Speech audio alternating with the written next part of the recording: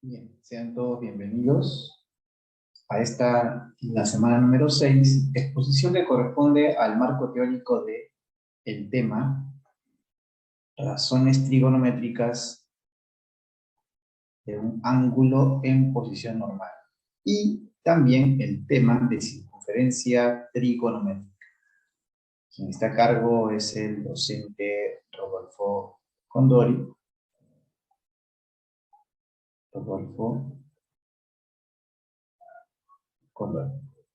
Muy bien, avancemos entonces ahora.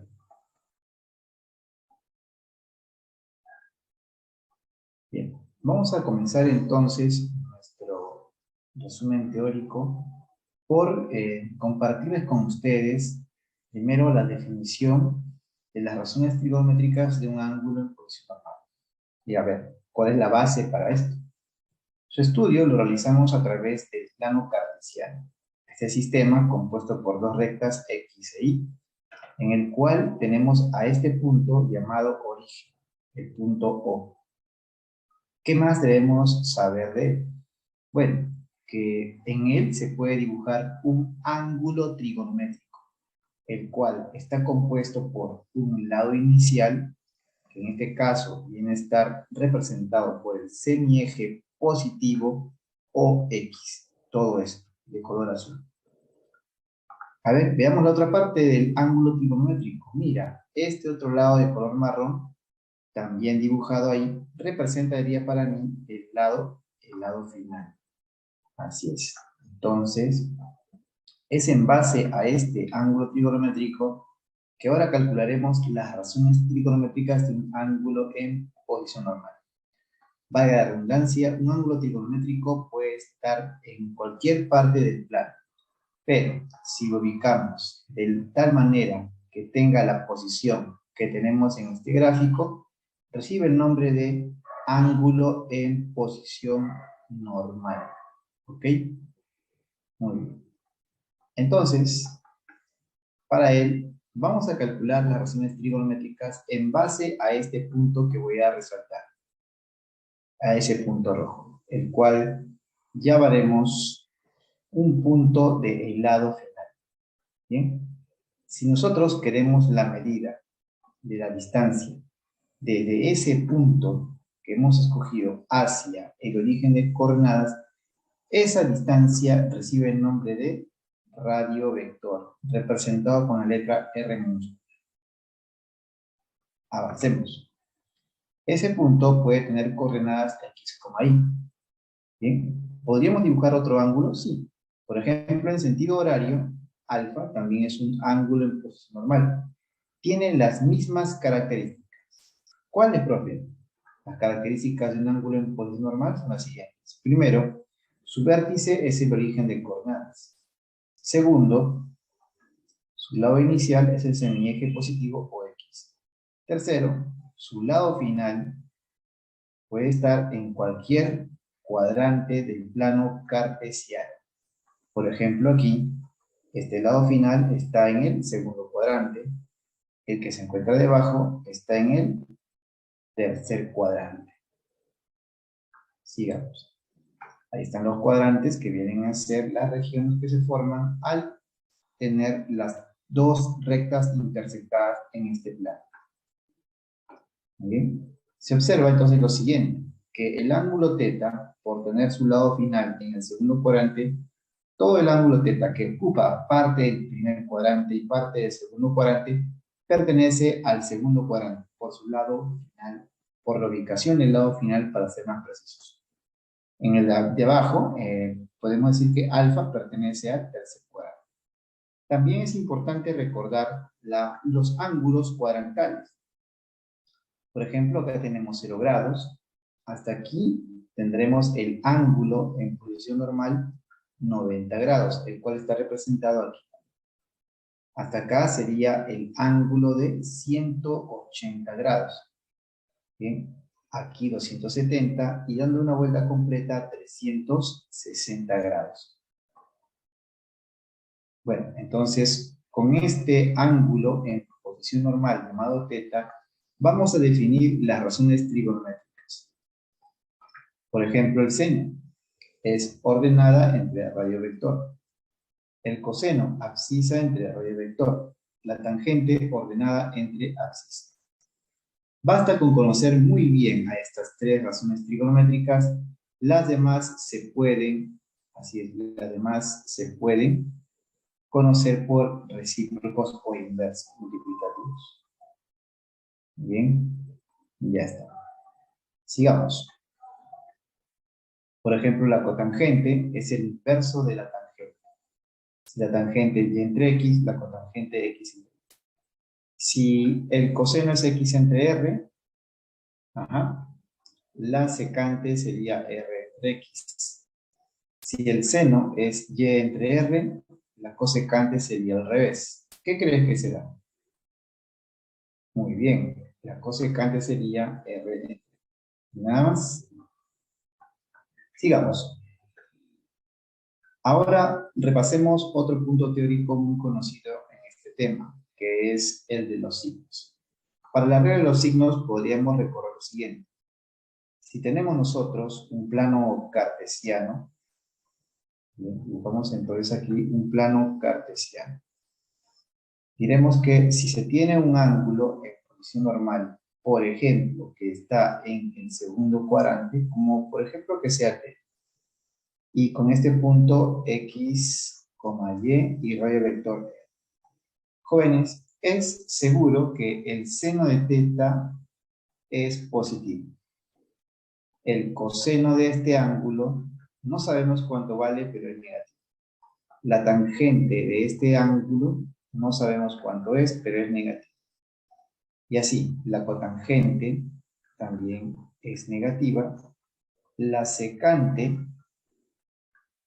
de este ángulo es negativa. Y la inversa del seno, que es la cosecante, es positiva. Pero observo que solamente hay dos razones trigonométricas que son positivas para un ángulo en posición normal que pertenece al segundo cuadrante. Párate, ojo, que dicho ángulo θ también podría ser dibujado de esta forma y cumple la teoría. A ver, profe, ¿en qué forma? Así, en sentido oral. Y cumple lo mismo. El seno de θ es positivo y su cosecante es positiva. Las demás razones trigonométricas son negativas. Entonces surge la pregunta, profe, ¿no importa el giro? Sí, en este caso, para analizar esta situación, no importa el giro. Lo que importa es a qué cuadrante pertenece el ángulo θ. Para ambos se cumple que el seno es positivo y la cosecante positiva. Esto se analiza en una regla práctica así. En el primer cuadrante hemos visto que el seno es positivo. Perdón, en el segundo cuadrante hemos visto de que el seno es positivo. Ahí está. Y la cosecante también es positiva.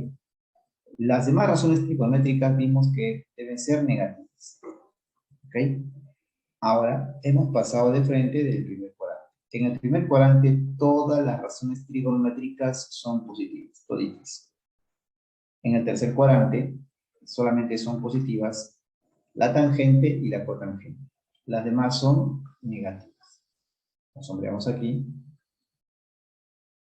En el cuarto cuadrante solamente son positivas el coseno y la secante.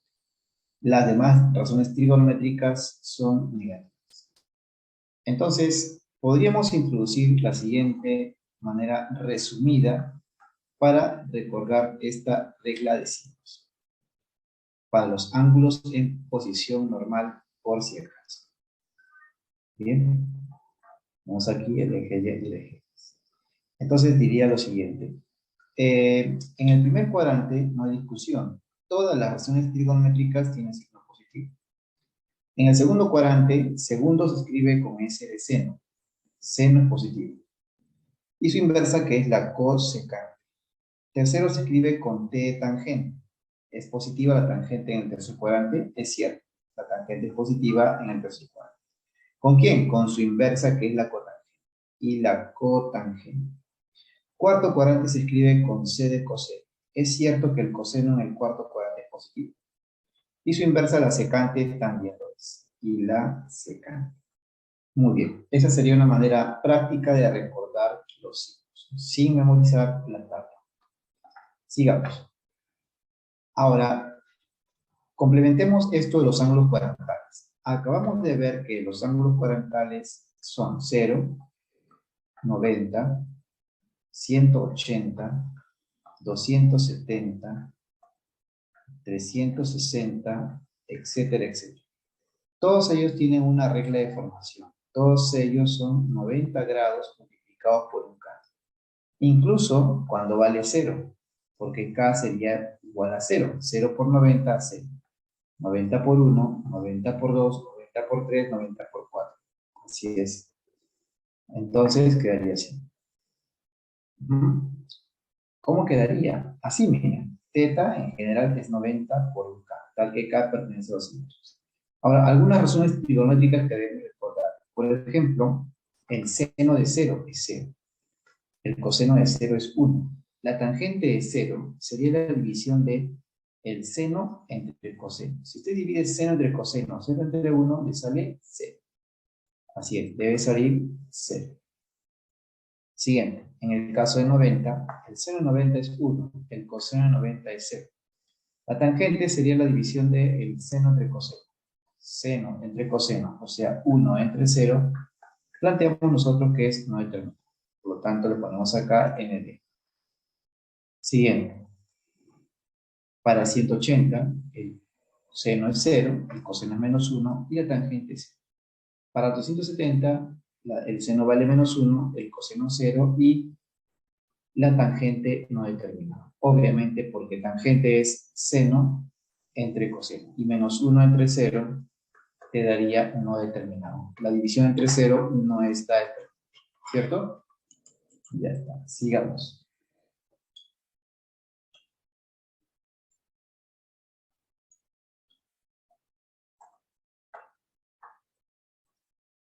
Ejercicio.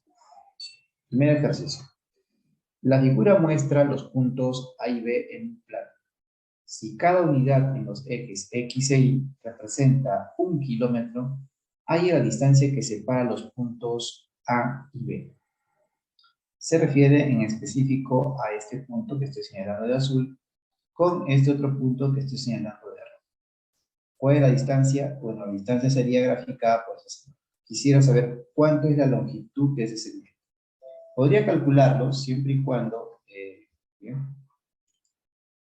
conozca a este cateto y la longitud de este otro cateto. ¿Cómo lo calcularía? Fácil, teorema de Pitágoras. X al cuadrado sería A cuadrado más B cuadrado y finalmente el cuadrado pasa al otro miembro convertido entonces esto en raíz cuadrada de A cuadrado más B cuadrado. De manos a la obra, calculemos cuánto vale A y B. Veamos. Extraemos lo necesario del gráfico. Ojo que este es un problema del examen de admisión 2017-2. Muy bien. Aprovechamos las coordenadas del punto que se encuentra debajo. Menos 1, 3.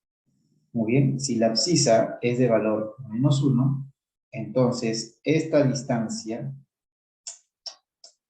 debe ser, la que estoy señalando, debe ser de longitud, valor absoluto de menos 1, 1. Y la otra vertical, toda esta distancia, debe ser de medida 3. Así es, de longitud igual a 3. Ponemos por aquí todo esto.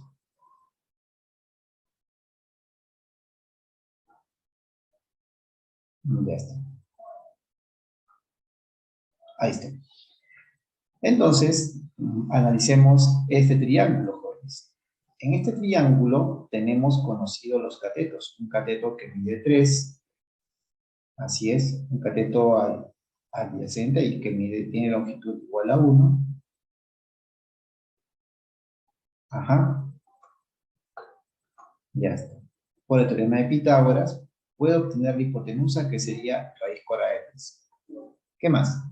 Como tengo los tres lados del triángulo, raíz de 10, el 3, el 1, entonces puedo calcular cualquier razón trigonométrica, cualquiera. Por ejemplo, si a este ángulo le voy a poner un nombre, le pongo alfa. Entonces, este de arriba sería 90 menos alfa.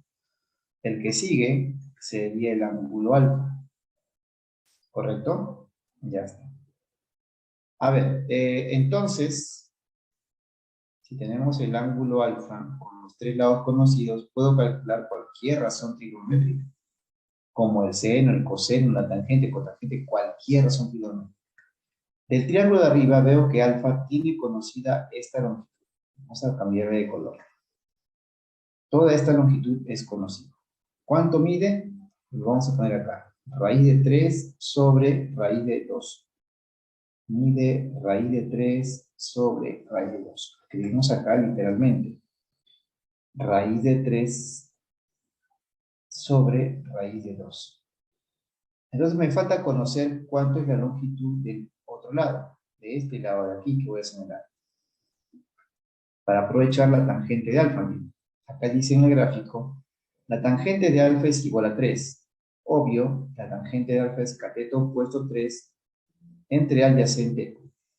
Entonces, para volver a calcular la tangente en este triángulo, estoy rayando, no tengo el cateto opuesto, entonces ya lo puedo calcular, porque la adyacente es raíz de 3 sobre raíz de 2. De manos a la obra. Bien. Y lo calculamos ahora.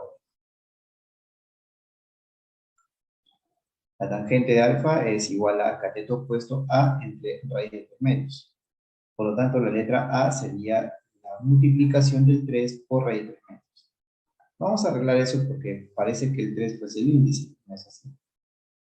Es decir, estamos multiplicando aquí, un momentito, 3, o sea, todo esto está yendo a multiplicar, o sea, 3 por raíz cuadrada de 3 entre raíz de 2.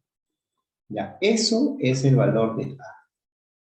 Ya lo tengo entonces.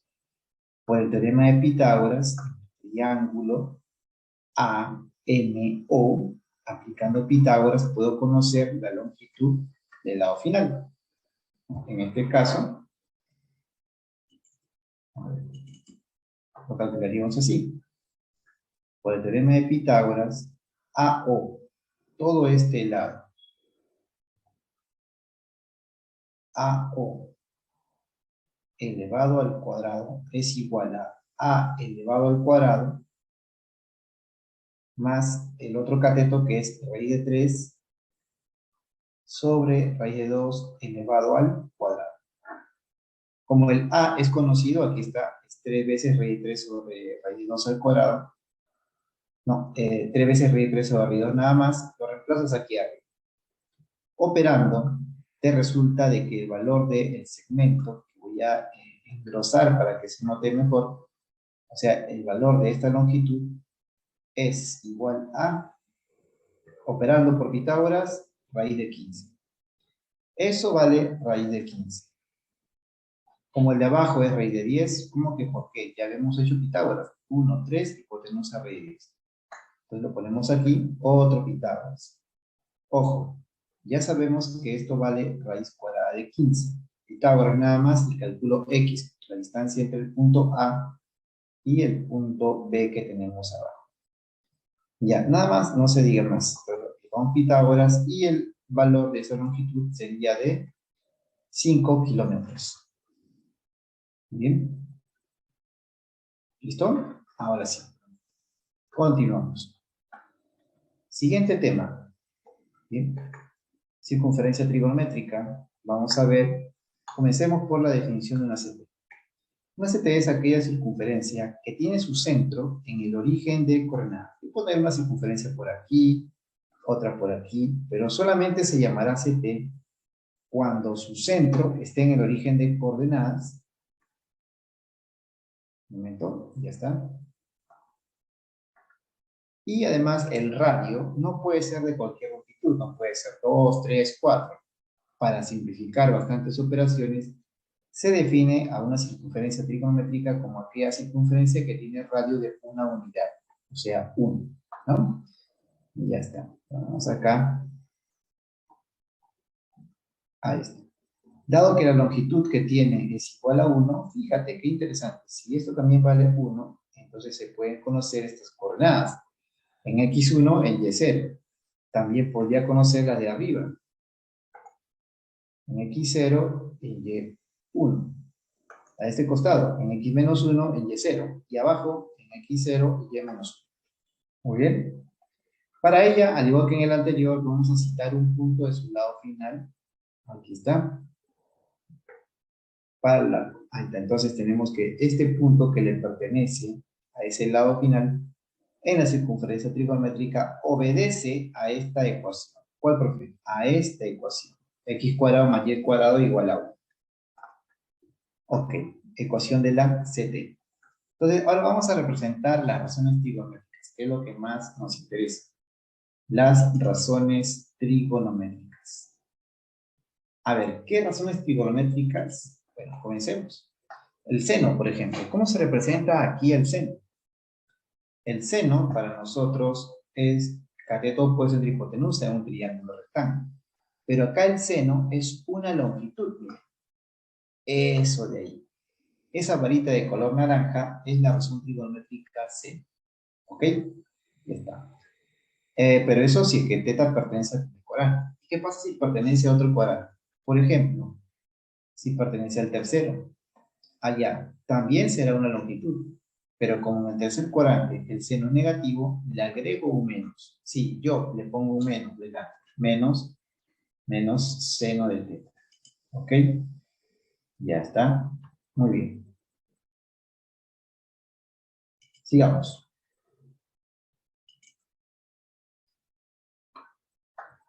¿Y qué pasa si el ángulo pertenece al cuarto cuadrante? En el cuarto cuadrante el seno es negativo. Así que si nosotros queremos, muy bien, calcular la razón trigonométrica seno, ¿no? Tenemos que trazar esta perpendicular, pero agregarle un signo menos al menos seno de phi en este caso. ¿Ya?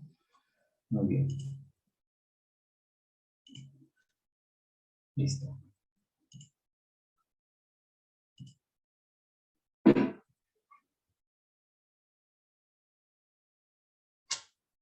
Y si el alfa pertenece, perdón, si el alfa pertenece al segundo cuadrante, claro, todo esto sería menos, no, más seno de alfa. ¿Por qué? Porque en el segundo cuadrante el seno es positivo.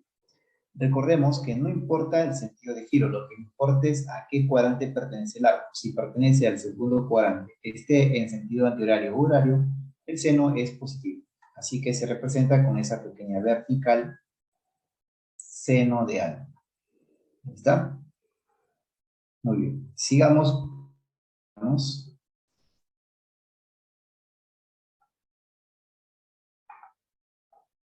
Y la razón trigonométrica coseno. El coseno viene a ser el segmento horizontal que se traza. Mire usted, todo este segmento representaría el coseno, o sin flecha, por si acaso. Todo este segmento. Y acá, en el tercer cuadrante, el coseno es negativo, así que le pondrás menos coseno. En el segundo cuadrante, el coseno es negativo, así que le pondrás menos coseno. En el cuarto cuadrante el coseno es positivo, así que esta longitud sería simplemente coseno nada más. Coseno de phi. Muy bien.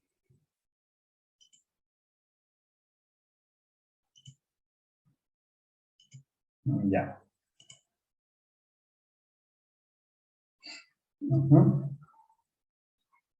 Sigamos.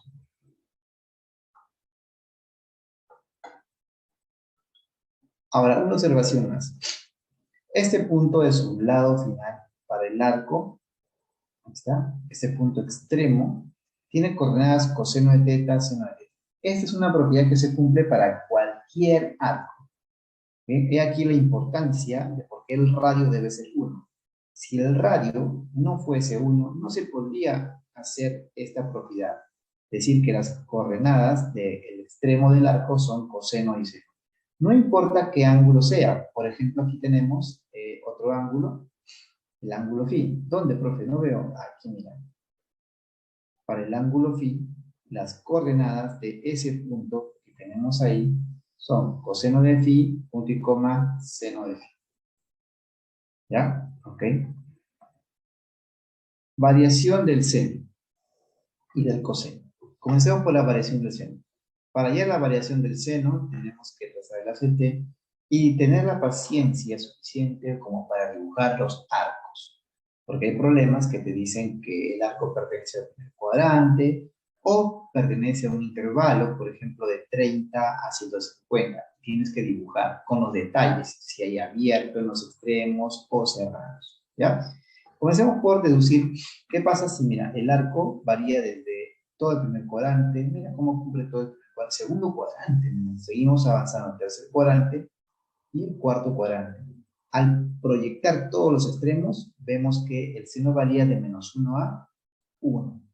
De forma análoga pasa lo mismo con el coseno. El coseno, para el coseno, proyectamos, mira, primero voy a dibujar los arcos, ahí están los arcos. Esos puntitos que tú ves son los arcos.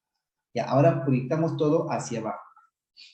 Ahí están todos los arcos hacia abajo, hacia abajo, hacia abajo. Mira la zona que cubre, desde -1 hasta 1. Son dos intervalos conocidos para el seno y el coseno. En la CT, entonces, cuando te digan que teta pertenece a los reales, te arranque, usted no lo piense, es un dato implícito. El seno va de -1 a 1. ¿Y qué pasa con el coseno? También pertenece de -1 a, de -1 a 1. Listo. Un ejemplo, ejercicio 2. Si coseno de alfa por coseno de alfa menos 2 es igual a 2n más 3 entre 7, tal que alfa pertenece a los reales. Ojo, eso es un dato implícito. Si alfa pertenece a los reales, entonces yo debo asumir que el seno de alfa es menor o igual a 1, mayor o igual a -1.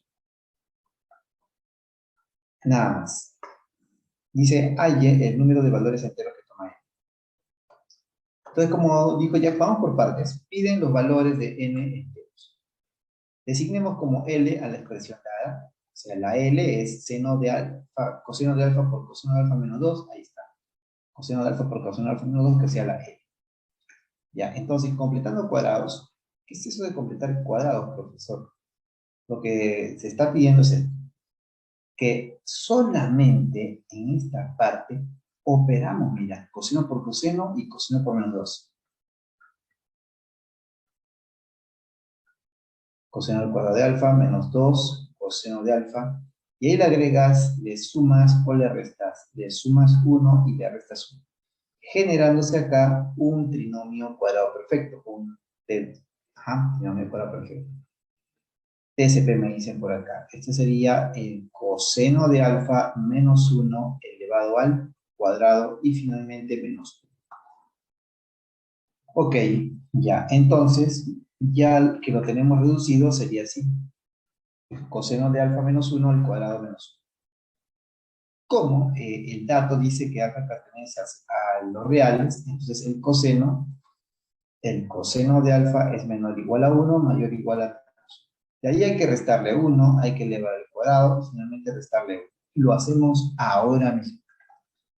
El coseno va de menos 1 a 1, le resto 1, lo elevo al cuadrado. Recuerda que cuando eleves al cuadrado, siempre saldrá un valor positivo en los extremos y en el otro lado puede salir 0.